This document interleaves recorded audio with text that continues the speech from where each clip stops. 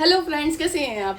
अगर आपकी वाइफ आपको छोड़ के चली गई है और उसने आपको किसी भी तरीके का कोई रिस्पॉन्स नहीं कर रही है, आप कई बार कॉल कर चुके हैं, उनके रिलेटिव से मिलते हैं बट कोई रिस्पॉन्स नहीं आ रहा है, नहीं आने के लिए तैयार हुई है, तो आप तुरंत ही तलाक का केस फाइल कर दीजिए। ये हिंदू मैरिज एक्ट सेक्शन 13 में आप ये केस फाइल कर सकते हैं। साथ ही इसमें सेक्शन 10 की एप्लीकेशन जरूर लगा दीजिए।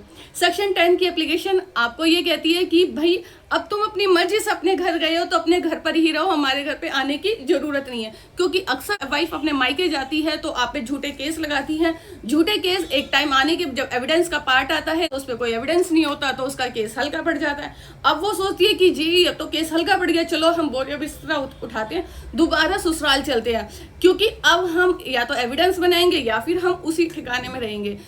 अब गई वो अपनी मर्जी से है तो आप सेक्शन 10 की एप्लीकेशन दिखा सकते हैं, जी हमारा तुमसे कोई वास्ता नहीं है, तुम अपने घर रहो, हम अपने घर, हमने तलाक का केस फाइल कर रखा है और हम अब आपको केवल कोर्ट में ही मिलेंगे और हमारे घर से कोई आपका वास्ता नहीं है। Thank you for watching.